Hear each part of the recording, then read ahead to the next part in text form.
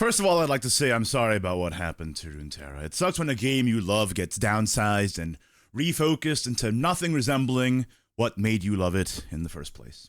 I've been there. The point of this video isn't to go, just play my game instead, because I know the game is irreplaceable to many of you. But for those who are looking for another free-to-play friendly card game, let me introduce you to Shadowverse. There are probably other options out there as well, but this is one I know best and the one I like the most. I'm Ignideus. I've been making Shadowverse content for over 7 years, been casting Shadowverse Esports for almost as long, and I'm the official ambassador for Shadowverse Evolve English Edition as well. I'll cover how to best get started and build resources shortly, but right off the bat, here's the too long didn't watch summary. There's a sequel game, Worlds Beyond, coming out summer this year, where all the main content updates and esports will be going forward. So if you're a casual or only semi-competitive player, I recommend you to try the original game out, since a lot of the game feel and mechanics will be the same, but don't get invested until the new release comes out. Here's the roadmap leading up to summer this year, which is also sort of the winding down of the original game. If you're wanting to go pro though, and want every chance to qualify for the World Championship in early 2025, watch till the end, because you're gonna wanna still grind in Shadowverse 1. For quick reference, here's some resources you're gonna wanna know if you're getting started in Shadowverse,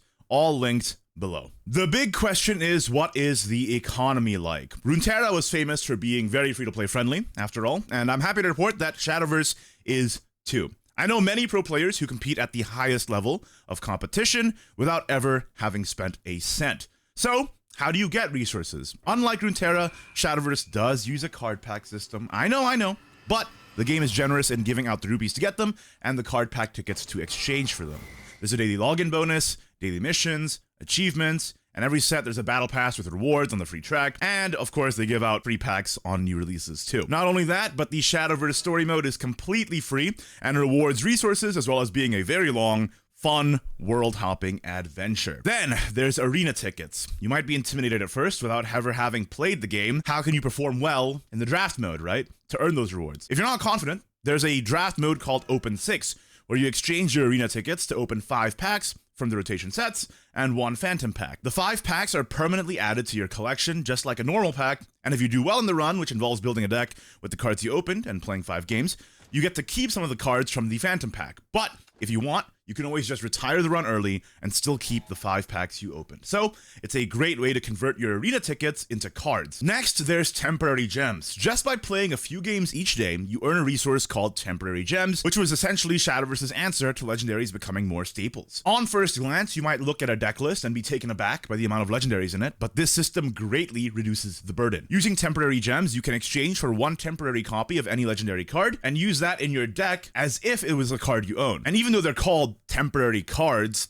it can last a while. They should really be called something like soulbound instead, because the only caveat is that you can't liquefy them for vials. And yes, Shadowverse also has a system where you can liquefy unwanted cards, or disenchant is a parlance you might be more familiar with. Turn those cards into vials, which you can use to craft cards you want. In every ladder season, the top 10k and top 1k of both the rotation and unlimited formats get rewards, which is a big incentive for grinding the ladder. There's also events that run pretty much constantly, like the Grand Prix, and most are free to enter once per day, which also give resources. Not only that, but there are also things like the tournament winner prediction polls, community support program for content creators, tournament prizing from both official and community run events, and more that reward you for things you do surrounding the game itself. Finally, when a new set comes out, each player gets a free pre-built ticket that they can use to exchange for a battle-ready deck. As of recording this video, it's currently the Resurgent Legends set, and the choices are Mysteria, Rune, Last Word Shadow, and Artifact Portal. I highly recommend you pick Last Word Shadow. It gets you most of the way to a deck that can actually top tournaments. I actually have a video on how to upgrade this pre-built into a competitive ready deck, also linked below. Between all of these ways to earn resources, after playing for a while, you will have several competitive decks without spending a cent. I've also made some videos on cheap and strong decks for new players if you want to check them out. Again, linked below. Now, in terms of gameplay, there's 2 constructed formats, Rotation and Unlimited.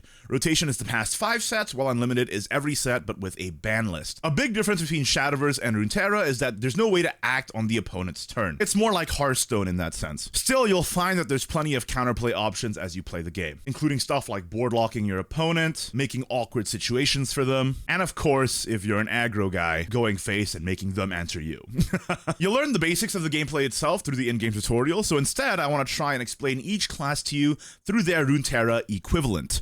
Keep in mind though, in Worlds Beyond, Bloodcraft and Shadowcraft will be merged into Abysscraft. I want to say shoutouts to Thunderbull, a viewer of mine who plays both Shadowverse and Runeterra, who helped me to make these comparisons. Forestcraft is similar to Ionia, bouncing allied followers to replay them, there's lots of combos, rewards playing lots of cards in a single turn, often has control-oriented strategies, and individually weak but together strong units. One of Forestcraft's main mechanics is bouncing your cards for powerful effects or to replay a guy over and over, so similar to champions like Ahri and Cannon. Forestcraft is also home to a lot of control strategies that take the game a little longer and then win over the top with a big combo or through attrition, so you can maybe liken it to Karma. And aesthetically, they're also kind of similar with a bunch of forest fairies and critters and stuff. Swordcraft is similar to Demacia. You got strong, tanky units, very combat oriented on the board, buffing each other up, powerful on-curve plays, often rewards going wide and just playing guys. And it's kind of like a big dudes with swords region, so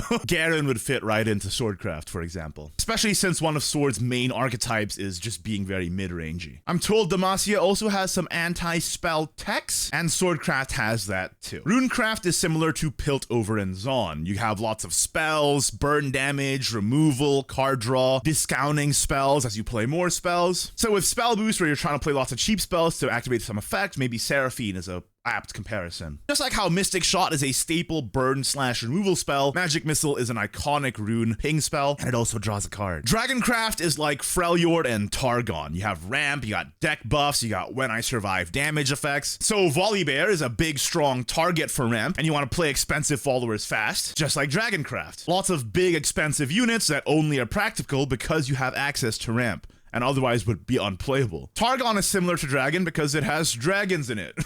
Aurelian Soul, big expensive dragon, right at home here in this class. If you're interested in Elder Dragon, you might want to take a note of Dragoncraft as well. Shadowcraft is a lot like Shadow Isles, which is kind of fun. That's a direct comparison right there. Reviving units through Reanimate. In Runeterra, you have Last Breath. Here we have Last Words. Pretty much the same. And also ways to trigger them multiple times. For example, you can kill a unit, revive it, and you can activate the Last Breath again. Lots of self-kill synergy and, you know, like weenies that you can sacrifice to activate self-kill effects. So you can liken this to Mordekaiser and Callista's playstyles. Bloodcraft is similar to Noxus and Bilgewater. Very aggressively statted units, deals damage to both units and face, so like Noxus. There's also some discard-oriented strategies for Bloodcraft, which is similar. So if you like Samira's fast and aggressive playstyle, you might enjoy Wrath and Vengeance Blood decks. To liken it to Bilgewater, Bloodcraft has a lot of high-risk, high-reward plays, and also a lot of card draw, but with a drawback. Bloodcraft also has decks that can activate after meeting some sort of high-risk condition, so either being at 10 or less defense for Vengeance, and actually similarly to Deep, current Bloodcraft likes to toss their deck to meet an under 10 in your deck condition, which I'm told in Deep you want to get to under 15, so that's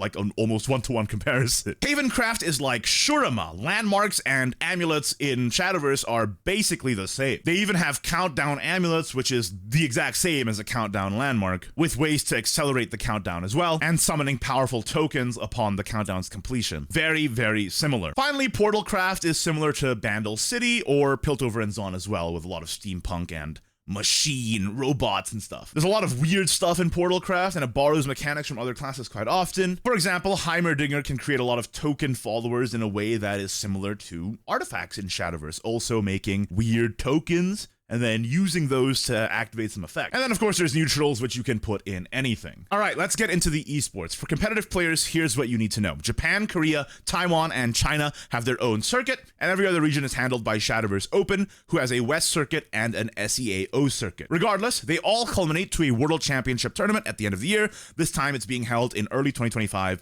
in the new game, Shadowverse Worlds Beyond.